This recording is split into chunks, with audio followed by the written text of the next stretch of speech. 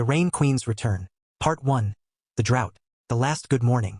The Atlanta penthouse was a temple of glass and steel, bathed in golden morning light that turned everything it touched to honey. Masele Majaji stood at the floor-to-ceiling windows, her waist-length locks cascading down her back like a waterfall of midnight, each section adorned with copper rings that caught the sun and threw tiny rainbows across the walls. Beneath her silk robe, the color of storm clouds, her waist beads clicked softly with each breath, translucent blue like summer sky, white like lightning, and gold like the first break of dawn. She pressed her palm against the glass, feeling the warmth. Below, Atlanta sprawled in its morning rush, but up here, 40 stories above the chaos, the world felt suspended, peaceful. A lie as it turned out. Julian emerged from the bedroom, moving with the casual confidence of a man who'd never been denied anything he wanted. His linen pajama pants hung low on his hips, revealing the V of muscle that disappeared beneath the waistband. His beard was freshly shaped, skin gleaming with the expensive oil he had imported from Morocco. He was beautiful in the way that dangerous things often are, polished, precise, perfectly calibrated to disarm. He wrapped his arms around her waist from behind, and she felt the heat of him through the thin silk, his chest pressed against her back. His lips found the curve of her neck, that spot just below her ear that he'd mapped with the dedication of a cartographer claiming new territory. "You smell like rain," he murmured against her skin, his voice still rough with sleep. "It's my shea butter," Masele said, smiling despite the strange heaviness in her chest. "The one with the one your mother sent from South Africa?" Julian finished, his hands sliding up her sides, thumbs brushing the underswell of her breasts through the silk. "I know. I also know we have exactly 45 minutes before my first meeting with the Singapore investors." Masele turned in his arms, her dark eyes meeting hers deep brown like rich soil, his hazel with flecks of green that seemed to shift with his mood. 45 minutes? What are we supposed to do with all that time? Julian's grin was wolfish, predatory. "I have a few ideas about resource allocation." He lifted her onto the marble countertop in one smooth motion, the cool stone a shock against the heat of her thighs. Her waist beads sang their soft song as he stepped between her legs, his hands sliding beneath her robe, fingers tracing the beads with something almost like reverence. "These," he whispered, his thumb catching on the gold strand. "Every time I hear them, I lose my mind a little." "Julian," she breathed as his lips traveled down her collarbone, his beard scraping deliciously against her skin. "Your meeting can wait," he said against her sternum, his hands spreading her thighs wider. "Right now, you're the only merger I'm interested in." She laughed, that full-throated sound that he claimed was his favorite thing in the world, and pulled him closer, her fingers tracing the architecture of his shoulders, the ridges of muscle that spoke of early morning workouts and expensive personal trainers. The silk robe fell open, his hands found skin, her breath hitched as he kissed his way down. His beard a sweet torture against her belly, her hip bones lower. "I love you," Julian said suddenly, stopping. His forehead pressed to hers with an intensity that felt almost desperate. His eyes were serious now, searching hers. "You know that, right? I love you more than anything." "I love you too," Masele whispered, cupping his face, believing it with every fiber of her being. She didn't know it would be the last time she'd say those words and mean them. Outside, 40 stories above the city, the clear sky flickered. A single cloud appeared on the horizon, dark, pregnant with rain, then vanished as quickly as it had come. The withering. 3 months later, Masele stood in the greenhouse of their penthouse, Julian's extravagant anniversary gift from 2 years ago, staring at the dying plants with a sense of creeping dread that had become her constant companion. The orchids her mother had sent from Limpopo province, resilient things that had survived a transatlantic flight, customs inspections, and the shock of Atlanta's climate, were wilting despite perfect care. She'd followed every instruction, maintained the exact temperature and humidity, used the specialized fertilizer her mother had included with strict, handwritten notes. Nothing worked. She touched a brown leaf, and it crumbled to dust between her fingers, falling like ash to the soil below. "What's wrong with you?" she whispered to the plants, her voice cracking. But she knew, deep in her bones, in the place where her waist beads sat heavy against her skin, she knew. The plants weren't dying from neglect. They were dying from her. The air in the apartment felt stagnant, wrong, like the atmosphere itself was holding its breath, waiting for something terrible to happen. The light seemed dimmer somehow, even though nothing had changed. The temperature was the same, but everything felt off. Julian had been distant for weeks now, late nights at the office that stretched past midnight, weekend conferences in cities she'd never heard of, Charleston, Savannah, places that didn't typically host tech summits but apparently did now. His cologne had changed, or rather, it had been joined by another scent, something floral and cheap and cloying that clung to his shirts even after dry cleaning. She'd found a receipt last week, the St. Regis, dinner for two, $347. When she'd asked about it, he'd barely looked up from his laptop. "Client dinner, babe. The Singapore deal is taking forever to close." But the Singapore investors had closed their deal 2 months ago.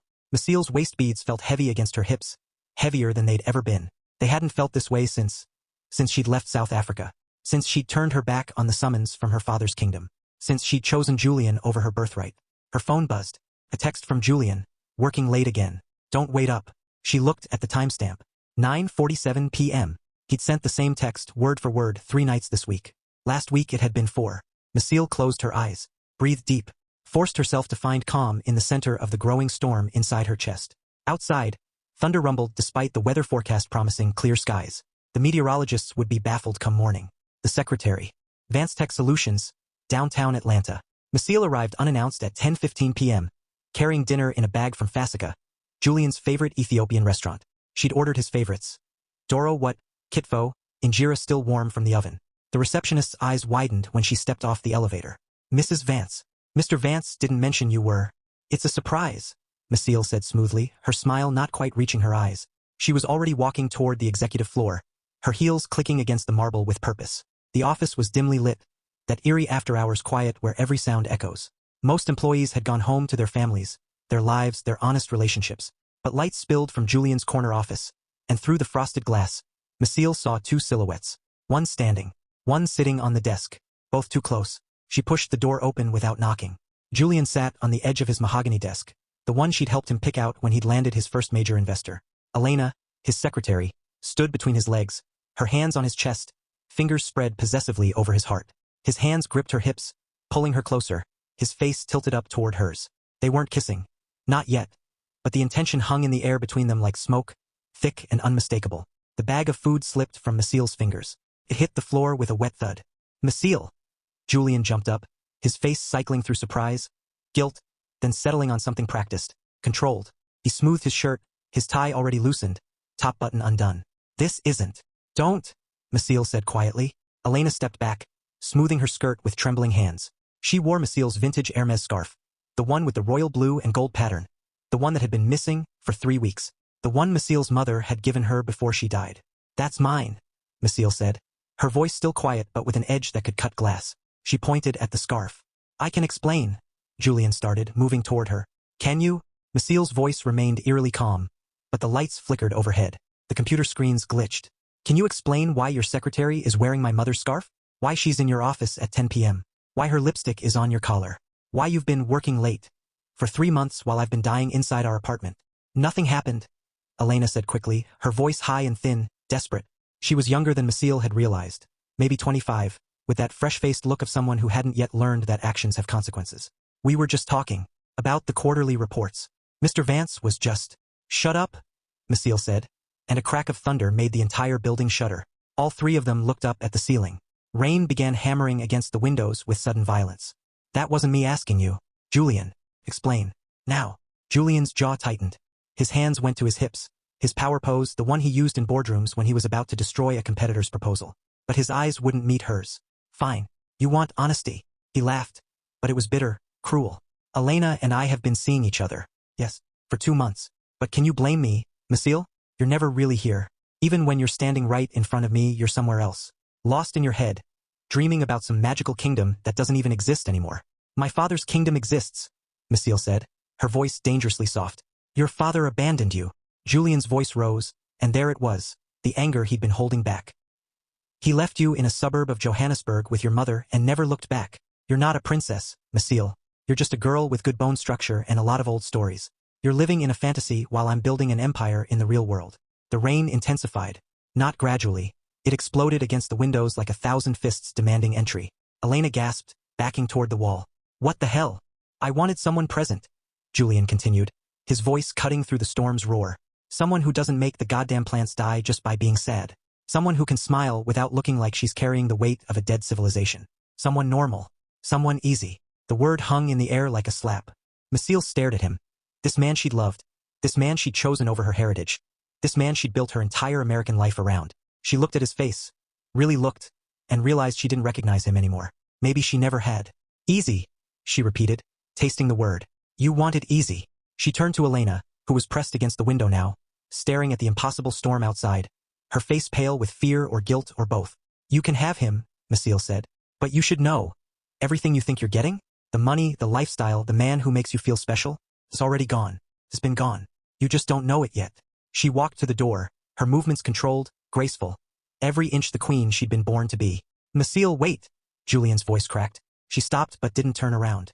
I'll have my attorney contact you about the divorce proceedings. Don't come home tonight, or any night. I'm changing the locks. You can't just. Watch me. She left. The door closed behind her with a soft click that somehow sounded louder than thunder. The rain stopped the moment she exited the building, leaving the streets steaming and Julian Vance staring after her with the first real tremor of fear in his gut. Behind him, Elena started to cry. Jules, what just? Shut up, he snapped. Just shut up. For the first time in his life, Julian Vance had no plan, no angle, no way to spin this. And somewhere deep in his chest, buried beneath years of arrogance and ambition, something told him he'd just made the worst mistake of his life. Part 2. The storm. The discovery. 2 weeks later, Claudia Martinez's law office. The accounts are empty. Masele stared across the polished conference table at her attorney, Claudia Martinez, a sharp-eyed woman in a burgundy power suit with the kind of presence that made opposing counsel nervous. Behind her, downtown Atlanta glittered in the afternoon sun, oblivious to the bomb she'd just dropped. What do you mean, empty? Masele's voice was carefully controlled, but her hands gripped the armrests of her chair. I mean, your husband liquidated everything. Claudia slid a manila folder across the table. The joint accounts, the business reserves for VanceTech, even the trust your mother established for you before she died. $4.7 million. Gone. The air in the office thickened, grew heavy. Claudia loosened her collar, suddenly warm. That's not legal, Masele said carefully, each word precise. He can't just. He did, and he covered his tracks well. The transfers were made to shell companies, LLCs registered in Delaware and the Cayman Islands. He's been planning this for months, Masele. Maybe longer. Claudia's voice softened. Maybe since the beginning. Masele's waist beads vibrated against her skin, humming with energy. She forced herself to breathe. Where's the money now? We're working on it. Forensic accountants are tracing the web. But there's something else. Claudia hesitated, then slid another folder across the desk. We subpoenaed his personal effects from the office as part of discovery. Found these hidden in a false bottom of his desk drawer. Sealed evidence bag. Logged with the court. Masele opened the folder with trembling hands. Letters. Dozens of them. All addressed to her in elegant script.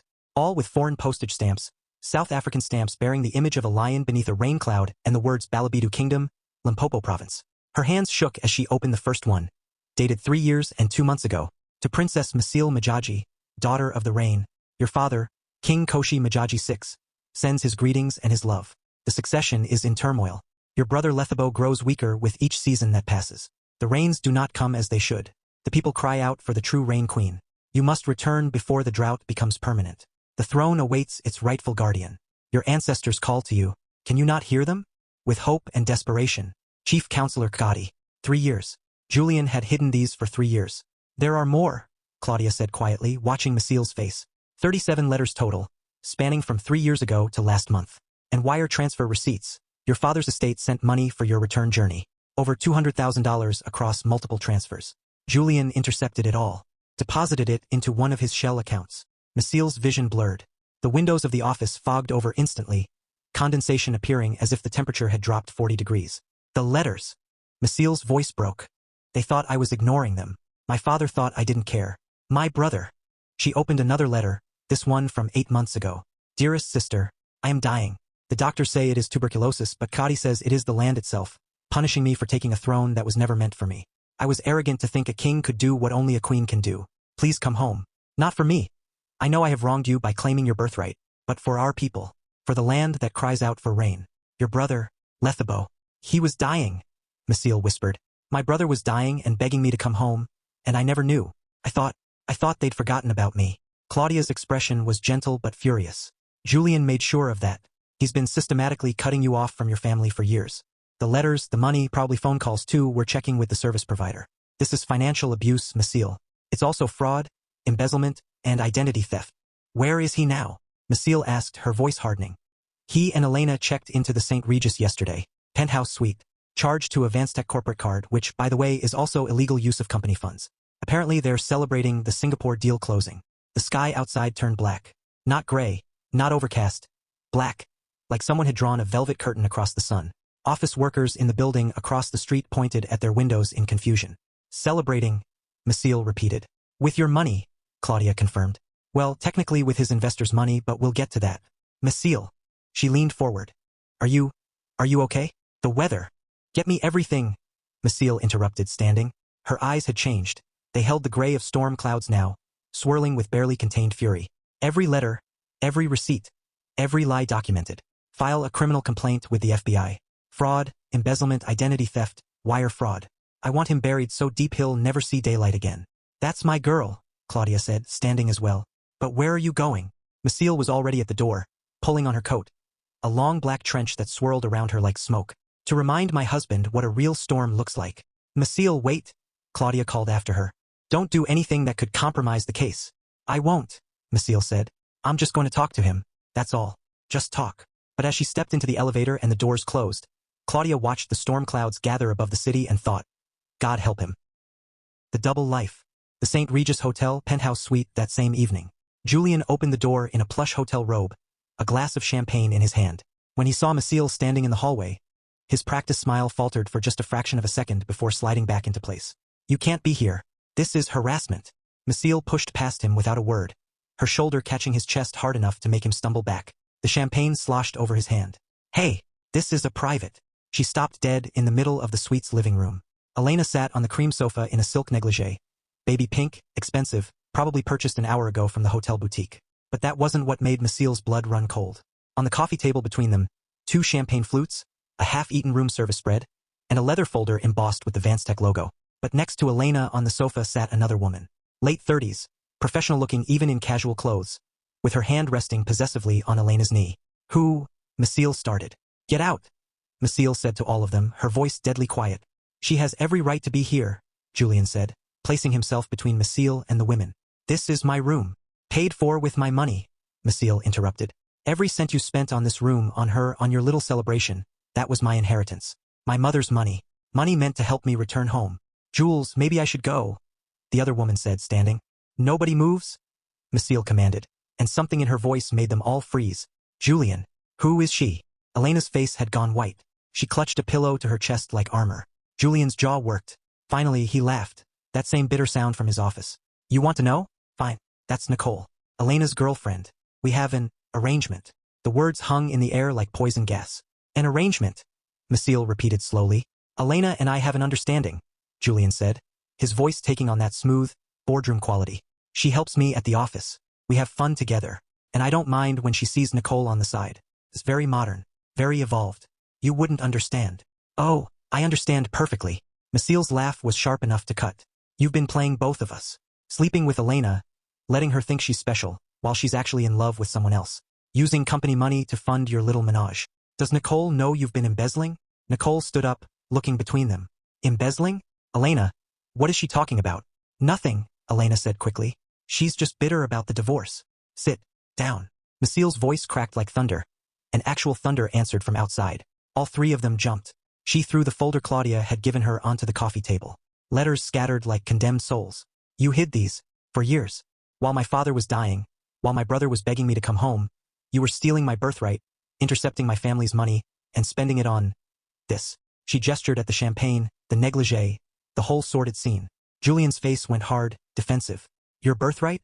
You mean those superstitious letters from some nowhere village? Masele, grow up. Your father was a minor chief of a forgotten tribe. There is no kingdom. There is no magic rain powers. There's just you, clinging to fairy tales because you're too scared to live in the real world. Thunder cracked so loud the building swayed. The champagne flutes rattled. Nicole screamed and grabbed Elena's arm. Real world. Masele stepped closer to Julian, and he actually backed up. You want to talk about real? Let me show you what's real.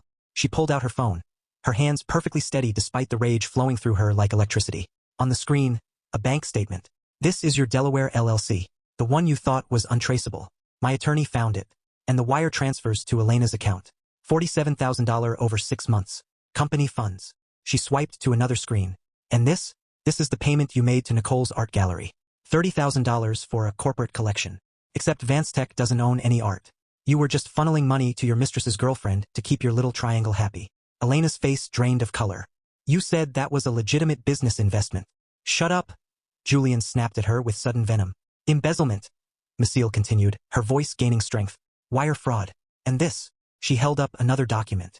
This is the transfer you made from my mother's trust. The one she set up before she died. You forged my signature, Julian. That's identity theft. Federal charges. FBI is already building the case. The lights in the suite flickered wildly. Rain lashed the windows with such violence it sounded like the building was under attack. Julian's composure cracked completely. Sweat beaded on his forehead. You can't prove. I already did. The forensic accountants have traced every dollar. The FBI has the documentation. They're executing a warrant Monday morning. Masele smiled, and it was a terrible thing to behold. You want it easy, Julian? You're about to find out how hard the real world can be. How hard a federal prison cell is. She turned to Elena, who had started crying, mascara running down her cheeks in black rivers. And you knew he was married. You helped him hide assets, forge documents, move money illegally. That makes you an accomplice. My lawyers are coming for you too. Both of you and your girlfriend. I didn't know, Nicole stammered. The art gallery payment has your name on it. You accepted stolen money. Knowingly or not, you're implicated. Masele's voice was ice. But here's the thing I really want you all to understand. She walked to the windows. The storm raged behind her like a living thing, framing her in lightning and fury. You thought I was weak, broken, some sad housewife mourning her dead kingdom. But I am Majaji, 7th in the line of rain queens. My ancestors have been calling rain from clear skies for 300 years. And you? She looked at Julian with contempt so pure it was almost elegant. You tried to steal that from me. She pressed her palm against the window. The storm intensified impossibly. Rain coming down in sheets so thick the city disappeared. The storm? That's not coincidence. That's not weather. That's me. That's what happens when you try to cage thunder. When you try to steal rain from the rain queen. Julian's hands were shaking now. For the first time in his life he looked small, afraid. You're insane, he whispered. No, Masele said. I'm finally awake, and you're finally going to face consequences. She walked to the door, her movements fluid, controlled, regal. She paused with her hand on the handle. Oh, and Elena? You might want to see a doctor. That nausea you've been having in the mornings. Elena's hand flew to her stomach, eyes wide. I noticed you haven't been drinking tonight. Even turned down the champagne. How far along are you? 2 months? 3. The room went deathly silent except for the storm. It's not. Elena started, but her voice died. Not his. Masele finished. I know. The timeline doesn't work. He's been too busy juggling his office affairs to be consistent with you. Her eyes moved to Nicole, who'd gone pale. But someone's been very attentive, haven't they? Nicole's hand tightened on Elena's shoulder. Elena burst into fresh sobs. Julian stared at Elena in horror. You're pregnant? You told me you were on the pill. She was, Nicole said quietly, defiantly. With me. Not you. The implications crashed over Julian like a wave. His mistress was pregnant with her girlfriend's baby. His entire house of cards was collapsing. Enjoy your celebration, Masele said. And Julian? Sleep well. It's the last comfortable bed you'll know for about 20 years. She left. The door slammed shut behind her with a gust of wind that shattered the champagne flutes and sent papers flying like startled birds. The storm raged for 3 more hours, flooding the streets, knocking out power across downtown. By morning, Julian Vance had his first panic attack in the hotel bathroom. Elena had moved in with Nicole, who'd immediately hired a lawyer. And Masele Majaji was booking a flight to South Africa. The real storm was just beginning. Part 3. The return. The call home. Masele's temporary apartment, 2 weeks later. The phone call came at 3:47 a.m. Masele had been awake anyway, staring at the ceiling of her temporary apartment. A sterile short-term rental in Midtown that smelled like industrial cleaning products and other people's disappointments. She couldn't bear to stay in the penthouse, surrounded by the ghost of her failed marriage. When her phone lit up with an unknown international number, she knew. Is this Masele Majaji? The voice was elderly, trembling with age but still commanding. It spoke in Balobedu, the language she hadn't heard in a decade, and the sound of it cracked something open in her chest. Yes, she answered in the same language, the words feeling strange and familiar on her tongue. Who is this? I am Kadi, counselor to your brother, King Lethabo. I have written you many letters. Did you receive them? Masele's throat tightened. No, I only just found them. My husband was hiding them. A long silence. Then, the ancestors have strange ways of revealing truth. Child, your brother is dying. The doctors say it is his body, but the Sangomas say it is his soul. He has carried a burden not meant for him. The land knows. The sky knows. He has until the full moon, 7 days. You must come home. Masele sat up in bed, her waist beads suddenly warm against her skin. Outside, rain began pattering softly against the window, the first gentle rain in weeks. I haven't spoken to him in 10 years. Since our father's funeral. He knows. He grieves this. He grieves what he took from you. But the kingdom grieves more. Without the true rain queen, the soil turns to dust. The rivers run dry. The people suffer. Kadi's voice cracked with emotion. You are the last of the Majaji line who carries the gift. The last who can call the rain. Please, child. Come home.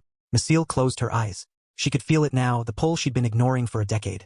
The tug in her chest that felt like homesickness and duty and destiny all wrapped together. My divorce isn't finalized. There are legal complications. Your American troubles will follow you wherever you go. But your people need you now. Your brother needs to see you before he joins the ancestors. And the land. Kadi's voice dropped to a whisper. The land is calling for you, child. Can you not feel it? Masele looked at her hands. They were trembling, but not from fear, from recognition. I'll be on the next flight, she said. Kadi's relief was palpable even through the phone line. Thank you, princess. Thank you. A car will meet you at the airport. Come home, child. Come home. When Masele hung up, she sat in the darkness for a long moment, listening to the rain against the window. It fell in a steady rhythm, like a heartbeat, like a welcome. Arrival in Giamajaji, Balobedu Kingdom, Limpopo Province, South Africa. The car bounced along the red dirt road, kicking up clouds of dust that turned the air the color of rust. Masele pressed her face to the window, her heart hammering in her chest, staring at the landscape she'd left behind a decade ago. The land was wrong. She'd expected change, that was natural. But this was devastation. The earth was cracked and gray, like old skin that had been left too long in the sun. Trees that should have been lush and green were skeletal, their branches reaching toward the sky like desperate prayers. Fields that should have been planted with crops stood empty and barren. Even the sky seemed faded, washed out, like an old photograph left on a dashboard.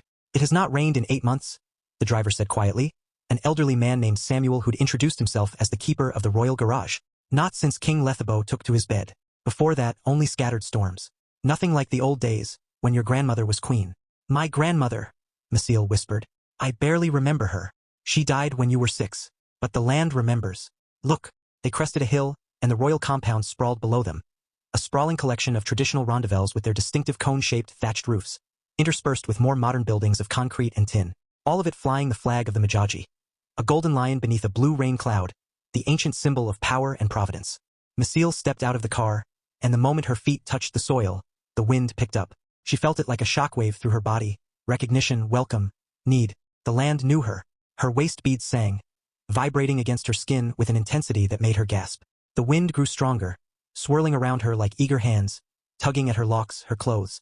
And on the horizon, clouds began to gather. Not the gray, sluggish clouds of a normal storm. These were dark, powerful, moving with purpose. An elderly woman emerged from the nearest building, moving with surprising speed despite her age. She wore traditional dress, a colorful wrap skirt and beaded top, and her hair was wrapped in a matching cloth. Her face was a map of wrinkles, each one telling a story of wisdom earned. Kadi? Masele asked, her voice trembling. Princess. Kadi bowed deeply, her hands pressed together in respect. When she straightened, there were tears in her eyes. You came. Thank the ancestors you came. I should have come sooner, Masele said, her own tears falling. I didn't know. Hush. Kadi took her hands, squeezing them with surprising strength. You are here now. That is what matters. Look. She pointed to the sky. The clouds were swirling now, darkening, building into something powerful, something alive. I didn't do that, Masele whispered, fear and wonder warring in her chest. You did, Kadi said gently. You just don't know how to control it yet. Your grandmother could call rain from a clear sky with a thought. Your great-grandmother could end droughts with a prayer. The gift runs strong in you. I can see it, feel it. The land feels it too. As if in response, a distant rumble of thunder rolled across the sky. People began emerging from buildings, from fields, from everywhere. They stared at the sky in wonder, in disbelief. Some fell to their knees. Is it? Someone whispered. The princess, another voice answered. The princess has returned. Masele felt the weight of their hope like a physical thing, pressing down on her shoulders. Come, Kadi said, linking her arm through Masele's. Your brother wishes to see you before the council convenes. He has held on for this moment.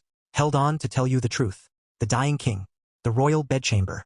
The room smelled of sickness and incense, the competing scents of modern medicine and traditional healing. Lethabo Majaji lay in a bed that seemed far too large for his wasted frame, propped up on pillows, his chest rising and falling with the labored rhythm of someone whose body was ready to give up. 35, he looked 70. His skin had a gray pallor, pulled tight over bones that seemed too prominent. His eyes, once bright with ambition and intelligence, were sunken and dim. But when Masele entered, they lit up with such joy that she nearly broke down right there. Sister, he whispered, his voice barely audible. Masele rushed to his bedside, taking his hand. It was cold as stone, the bones fragile as a bird's. I'm here, Lethabo. I'm so sorry I stayed away so long. No, he squeezed her hand with surprising strength. I am the one who must apologize. I am the one who took what was never mine to take. You were following tradition. I was following pride, Lethabo interrupted, his words coming in gasps. When father died, the council said a woman could not rule in modern times, that the kingdom needed a king to deal with government, with investors. I believed them.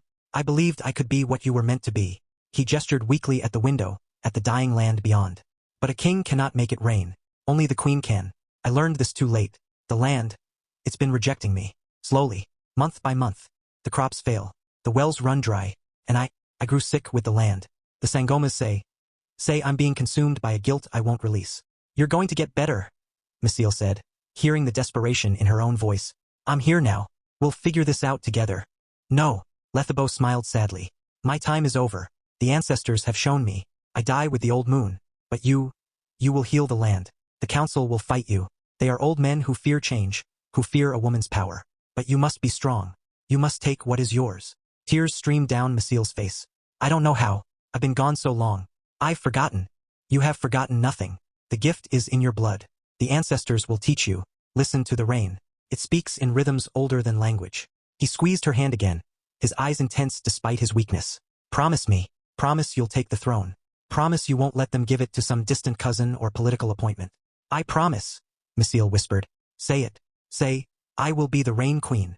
I will be the Rain Queen, Masele said, the words feeling like an oath, like a vow that bound her to something far larger than herself. Lethabo's body relaxed, the tension leaving him. Good, then I can rest. Then I can face father and our grandmother and tell them. Tell them I tried to protect what they built until the true queen could return. Lethabo. One more thing. His voice was fading now, growing distant. There is a man, Thabo Makabila. He came to the kingdom 3 months ago, sent by the Transitional Council to help modernize our agriculture programs. He is good, honorable, the kind of man who respects tradition while building toward the future. The council wants you to consider him for marriage, a political alliance. I just escaped one marriage, Masele said with a bitter laugh. I know, but this would be different. This would be your choice, on your terms. Lethabo's eyes closed. Just meet him, that's all I ask. Promise me you'll keep an open heart, even after what that American man did to you. I promise, Masele said, though she had no intention of letting anyone close to her heart ever again. Lethabo smiled, his breathing evening out as he drifted into sleep. Kadi appeared at Masele's elbow, her hand gentle on her shoulder. Let him rest, she murmured. He has said what he needed to say. Now we must prepare you for what comes next. The council, Masele asked. The council, and something far more challenging. Kadi's eyes twinkled despite the sadness there. Meeting the man your brother spoke of, Thabo Makabila. He arrives tomorrow to pay his respects to the dying king. He does not yet know that the woman he was told to court has returned. I'm not interested in courtship, Masele said firmly. Tell that to your ancestors, Kadi said with a knowing smile. They have their own plans. Part 4. The Man from the Future. Thabo. The next morning, Royal Compound Gardens. Masele woke before dawn, her body clock still confused by the time difference. She dressed in clothes from her old life here, a simple wrap skirt and fitted top, and wandered out to the gardens, needing air, needing space to think. The gardens were as devastated as the rest of the land. Roses that should have been blooming hung limp and brown.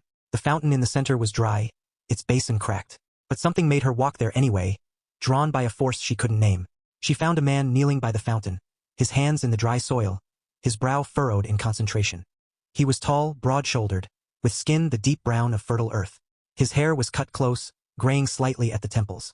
He wore practical clothes, work pants, a button-down shirt with the sleeves rolled up, revealing forearms corded with muscle. There was something about the way he touched the soil, reverent, careful, like he was reading secrets written in the dirt. You're wasting your time, Masele said. Nothing grows here anymore. The man looked up, and she felt the impact of his gaze like a physical thing. His eyes were dark, intelligent, assessing her with the kind of attention that made her feel seen in a way she hadn't been in years. Nothing grows here yet, he corrected, standing and brushing off his hands. But it will. The soil composition is actually excellent. The pH balance is good. There's residual moisture deep down. This land isn't dead.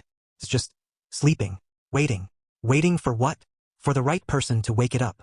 He extended his hand. Thabo Makabila. I'm with the Agriculture Transition Program. You must be Masele. Lethabo told me you might return. His hand was warm, calloused, strong. She shook it briefly, trying to ignore the spark that passed between them. He shouldn't have told you anything, she said, more sharply than she intended. I'm not here for whatever arrangement the council has planned. Tabo's eyebrows rose. Arrangement? You mean the marriage proposal? He laughed. A rich, warm sound that made something in her chest twist uncomfortably. I should clarify something. The council suggested I consider courting you as a way to strengthen ties between the kingdom and the National Agriculture Program. They want modernization without losing tradition. And you agreed? Masele heard the accusation in her own voice. I agreed to meet you, Tabo said simply. Not to marry you. I'm not interested in political arrangements any more than you are. I've been down that road. It doesn't end well. Something in his tone made her look at him more carefully. You were married before? For 7 years. To a woman my parents approved of, my village approved of, everyone approved of. Except she and I never actually approved of each other. We were. He paused, choosing his words carefully. Compatible on paper. Incompatible in every way that mattered. Divorced 3 years ago. I'm sorry, Masele said and was surprised to mean it. Don't be. It taught me something important. Tabo turned back to the dry fountain, running his hand along the cracked stone. Love isn't something you engineer. It's something you discover. Like finding water in the desert. You can study the geology, read the signs, but in the end you have to dig and hope and trust. That's very poetic for an agriculture specialist, Masele said. My mother was a Sangoma, Tabo said with a smile. She taught me that science and spirituality aren't opposed. They're just different ways of reading the same truth. This fountain, for example. A scientist would say it's dry because there's been no rain, no irrigation. A Sangoma would say it's dry because the land grieves the absence of its queen. Both are true. Masele felt something shift in her chest. You believe in the rain queen? In the old stories? I believe in what I can see. And I've seen the land respond to certain bloodlines, certain energies. My mother used to say that everything is connected, the soil, the sky, the people. When one element is missing, the whole system suffers. He looked at her directly. You're the missing element, Masele. The kingdom has been holding its breath waiting for you. No pressure, she said. But there was no bite in it. Actually, all the pressure. But not from me. Not for marriage or politics or any of that. He smiled. And it transformed his face from handsome to devastating. From me, you'll only get honesty. And maybe, if you're interested, some company. Someone who understands what it's like to carry expectations you never asked for. Before Masele could respond, Gotti appeared at the garden entrance. Princess, the council is gathering. It is time. Masele nodded, then turned back to Tabo. Will you be there? As an observer, yes. The council requested my agricultural assessment of the land. I have data they won't want to hear. Then I look forward to having at least one ally in the room, Masele said. I'm not your ally, Tabo said. And when her expression fell, he added quickly, ally support from the side.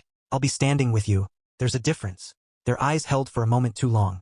Then Masele turned and walked toward her destiny, feeling the weight of his gaze on her back and the strange, terrifying possibility that maybe, just maybe, not all men were like Julian. Maybe some were like water in the desert. Unexpected. Essential. Life-giving. Part 4. The Legal Reckoning. The Hostile Council. The Council Chamber. The council chamber was a circular room with a domed ceiling painted with traditional Balobedu symbols. Clouds, rain, lions, and the sacred python that guarded the royal line. 12 men sat in a semicircle on elevated chairs, all elderly, all wearing the traditional chief's regalia. Leopard skin cloaks, beaded necklaces, staffs carved with ancestral symbols. At the center sat Chief Mabunda, the most senior counselor. He was perhaps 70, with hair like steel wool and eyes that had seen too many seasons change. His expression when Masele entered was not welcoming. Masele stood before them in her modern clothes, a tailored black blazer over traditional Nwenda cloth printed with rain patterns, her locks braided with copper that caught the light. Her waist beads were visible beneath the fabric, a deliberate choice. She would not hide who she was. Not anymore. Tabo sat to the side with other observers, government officials, village representatives, a few journalists from Johannesburg. His presence steadied her somehow. We have gathered, Mabunda began, his voice formal and cold, to discuss the succession following the tragic passing of King Lethabo. May his spirit find peace among the ancestors. The throne of Balobedu stands empty. We must consider carefully who will. The throne belongs to me, Masele said firmly, her voice cutting through the formal preamble like a knife. The room erupted in murmurs. Several chiefs shifted uncomfortably. One openly scoffed. Mabunda's expression hardened. You interrupt the council proceedings? I interrupt the performance, Masele said. You know who I am. You know why I'm here. My brother sent for me with his dying breath. The letters you sent, 37 of them, begged me to return. Now I'm here. And you want to pretend this is a mystery that needs solving. You are a woman, Chief Sabanda said from the left, his voice dripping with disdain. The throne has been held by your brother for 10 years. We cannot simply, cannot what? Follow our own traditions. Masele's voice rose. The Rain Queen's throne has passed through the female line for 300 years. My great-great-grandmother Makobo, my great-grandmother Maselenabo, my grandmother Makope. My mother would have been queen if she hadn't chosen to leave. The male line was always an aberration, a compromise made by frightened men who couldn't accept a woman's power. Your brother was a good king, another chief started. My brother is dead, Masele said bluntly. Dead from a sickness that the Sangomas say came from carrying a burden not meant for him. And the land? She gestured toward the windows. The land has been dying with him, 8 months without rain. crops failing, wells running dry. You want to talk about good leadership? The earth itself is rejecting what you've done. As if in response, thunder cracked overhead. The first drops of rain splattered against the windows. Every man in the room looked up in shock. It had been clear skies 10 minutes ago. That is not a coincidence, Kadi said from her position near the door, her voice ringing with authority. The princess carries the gift. The moment she set foot on our soil, the clouds gathered. When she weeps, the sky weeps with her. When she rages, thunder answers. She is the true Majaji. The land knows this. The ancestors know this. Who are we to deny them? We are the council. Mabunda stood, his face flushed with anger. We are the ones who kept this kingdom functioning when your mother abandoned us. We are the ones who supported your father through disgrace. We are the ones who propped up your brother when he was too weak to stand. You come here after 10 years in America, married to some white businessman, living in your penthouse, and think you can just waltz back and claim. He wasn't white, Masele interrupted quietly. He was black, African-American, which you would know if you'd bothered to invite me to the wedding, or responded to any of my letters during the first 5 years of my marriage, or acknowledged my existence before you needed me. The room went silent. You want to talk about abandonment, Chief Mabunda? Let's talk about how my mother left because this council told my father he had to take a second wife to produce a male heir. How she was driven out by your sexism and your fear of a woman's power. Let's talk about how you celebrated when my brother was born, even though everyone knew I was the true heir. Let's talk about how you've let this kingdom suffer for a decade rather than admit you were wrong. Masele's voice was shaking now, but not with fear, with righteous fury. I left because I was ashamed. Ashamed to be connected to a place that had rejected me before I even understood what I was. I built a life in America. I married a man who seemed to love me. And you know what? That was a disaster too. He stole from me, lied to me, hid your letters begging me to come home while my brother was dying. She pulled the stack of letters from her bag and threw them on the floor in front of the council. They scattered like accusations. I never knew you wanted me. I thought you'd forgotten me. He made sure of that. So yes, I've been gone. Yes, I've made mistakes. But I'm here now. And I'm not asking for your permission anymore. I'm claiming what is mine by blood and by right. The rain intensified, drumming on the roof like a war song. The lights flickered. Chief Moremi, one of the younger council members, stood. I have seen the agricultural reports. Mr. Makabila's data shows that the soil degradation correlates directly with the absence of traditional rain ceremonies. Whatever we believe about the metaphysical aspects, the practical reality is clear. Our kingdom is dying. We need change. Change built on superstition? Mabunda spat. Not superstition, Tabo spoke up, standing from the observer's section. I apologize for the interruption, but I feel compelled to share what I've documented. I'm a scientist. I deal in data in measurable outcomes. And the data shows something remarkable. He pulled out his tablet, projecting charts onto the wall. This is rainfall in Balobedu over the past 70 years. Note the correlation between female leadership and average precipitation. During Queen Mokope's reign, Masele's grandmother, average annual rainfall was 624 millimeters. When she died and the succession passed to male cousins before Lethabo, it dropped to 487 millimeters. Under King Lethabo, it's averaged 312 millimeters. This year, 89 millimeters. We're in catastrophic drought. He switched slides. Now look at this. Soil quality measurements taken yesterday and this morning. Yesterday, before Princess Masele arrived. pH levels unstable, nitrogen content depleted, microbial activity nearly zero. This morning, 12 hours after her arrival. pH stabilizing, nitrogen levels increasing, microbial activity returning. The soil is responding to her presence. That's impossible, Mabunda said, but his voice had lost its certainty. I thought so too, Tabo admitted, but I've tested it 3 times. The land is changing. Not because of anything scientific I can explain, but I don't need to explain it to know it's real. My mother always said, some truths are too big for our understanding. We can measure their effects without comprehending their source. He looked directly at Masele, and she saw respect in his eyes. Partnership. Princess Masele is the source. Whether through biology, psychology, collective unconscious, or actual spiritual power, she affects this land. Needs her. The people need her. The question isn't whether she's qualified. The question is, are we wise enough to accept what the earth is telling us? One by one, the younger chiefs began to nod. Then the middle-aged ones. Even some of the elderly ones looked uncertain now, their earlier conviction shaken. Mabunda stood alone in his opposition, his hands gripping his staff so hard his knuckles went white. This is unprecedented, he said, but it sounded like a last gasp. No, Masele said, walking toward him. This is a return to tradition. The throne was never meant for a king. You know this. Your fathers knew this. Your grandfathers knew this. You just chose to ignore it because it was easier, more comfortable, more aligned with your idea of how power should look. She stopped directly in front of him, meeting his eyes without flinching. But I'm not asking you to be comfortable, Chief Mabunda. I'm asking you to be wise, To put the kingdom before your pride. To remember that you serve the people, not yourself. The rain became a downpour, but it was different now. Not violent, gentle, nourishing. The kind of rain that soaks into parched earth and brings life. People outside began to cheer. Masele could hear them through the walls. Voices raised in joy, in relief, in hope. Mabunda stared at her for a long moment. Then, slowly, his shoulders sagged. He looked suddenly older, more tired.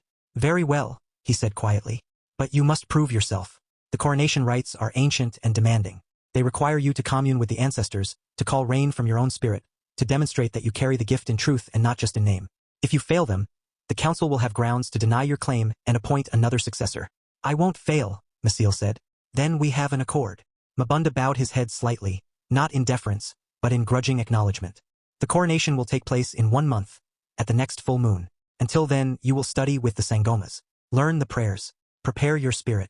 And learn the duties of a queen, Chief Moremi added, his tone much warmer, including the consideration of suitable partnerships, alliances that can strengthen the kingdom.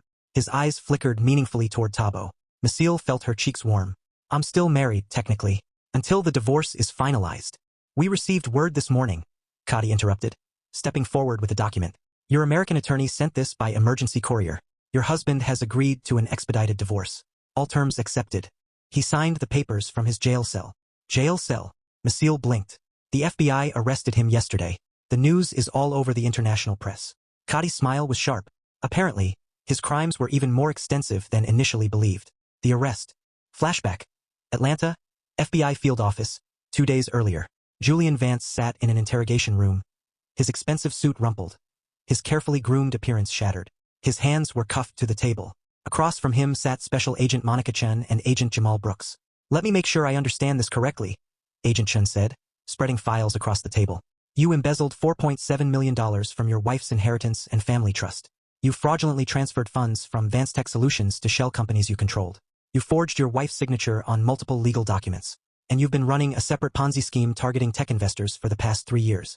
I want my lawyer, Julian said, his voice hoarse. He hadn't slept in 36 hours. Your lawyer is on his way, Agent Brooks said. But we thought you'd want to know. Your co-conspirator is singing like a bird. He pushed forward a photo of Elena Torres. Ms. Torres has provided detailed testimony about your financial crimes. Bank account numbers, transfer dates, conversations where you explicitly discussed hiding assets from your wife. She's also provided evidence of your intimate relationship, which establishes motive for the financial abuse. Elena wouldn't. She already did. Agent Chun interrupted. She's facing 7 years as an accomplice. But if she cooperates fully, maybe she gets 3 out in 18 months. She's got a baby on the way. She's thinking about her future. Are you thinking about yours? Julian's face went gray. The baby isn't mine. We know. It's Nicole Reeves, your mistress's girlfriend, who, by the way, is also cooperating. Apparently, she didn't know the $30,000 you gave her for her art gallery was stolen money. She's furious. Hell hath no fury like a pregnant woman's girlfriend who's been used in a financial crime. Agent Brooks leaned forward. Here's what we know, Mr. Vance. You stole from your wife. You stole from your investors. You created a web of shell companies and fake LLCs to hide your tracks. You forged documents. You committed wire fraud, bank fraud, identity theft, and money laundering. He stacked the files one by one. The penalty for wire fraud alone is up to 20 years. Money laundering? Another 20. Identity theft? 15. And that's before we get to the Ponzi scheme charges, which could add another 25 years. You're looking at spending the rest of your life in federal prison, Agent Chun said bluntly. Unless you cooperate, tell us where the rest of the money is. Name your accomplices. Help us recover the assets you stole from the Vance Tech investors. Julian stared at the table. His carefully constructed empire, the penthouse, the cars, the lifestyle, the image of success. All of it was built on sand. And the tide had finally come in. I need immunity, he whispered. Not happening, Agent Brooks said. Best we can offer is a reduced sentence. 20 years instead of life. But you serve every day of it. And you cooperate completely. Julian's hands shook. In his mind, he saw Masele standing in his office. Rain hammering the windows. Her eyes filled with a power he'd never understood. The storm? That's not coincidence. That's me. He'd thought she was being dramatic, hysterical. But as he sat in this cold interrogation room, his life in ruins, he wondered if maybe, just maybe, he'd underestimated what he tried to steal. I'll cooperate, he said. I'll tell you everything. Smart choice, Agent Chun said, sliding a legal pad toward him. Start writing. And Mr. Vance? Your wife sends her regards. She's the one who reported you. The forensic accountants she hired found everything. She built the case that's putting you away.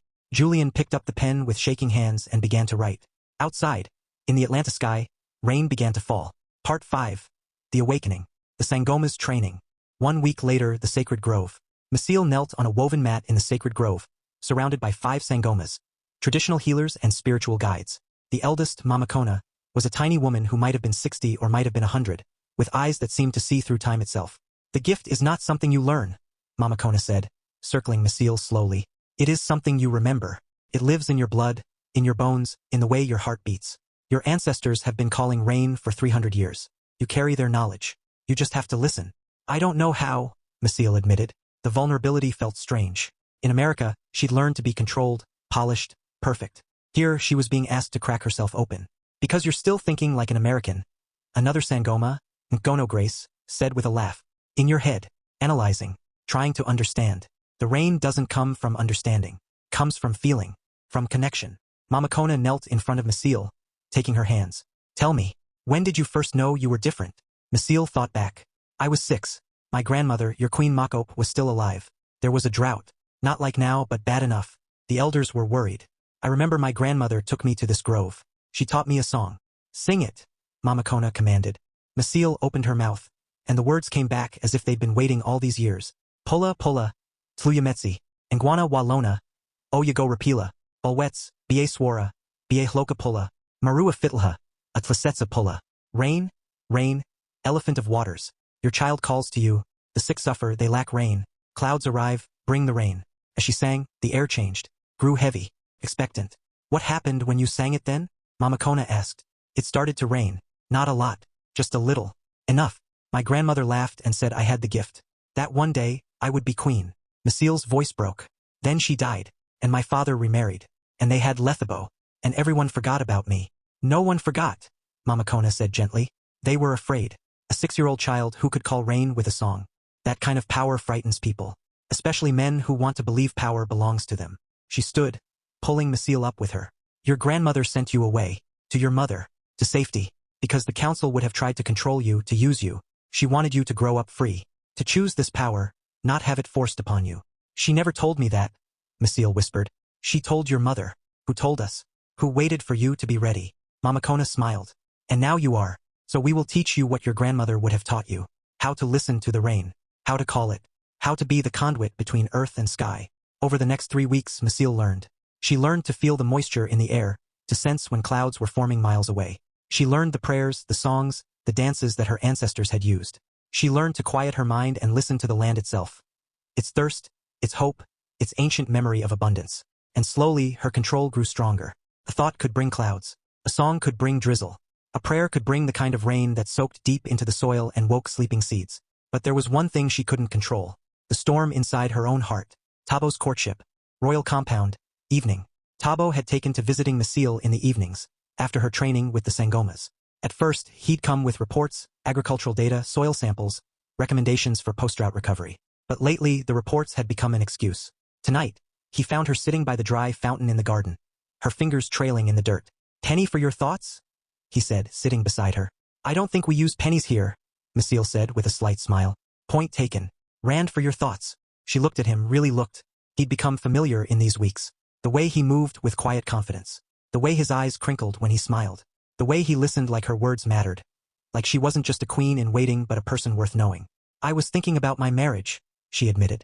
How I thought I knew what love was. Julian was everything I thought I wanted. Successful, confident, charming. He made me feel chosen.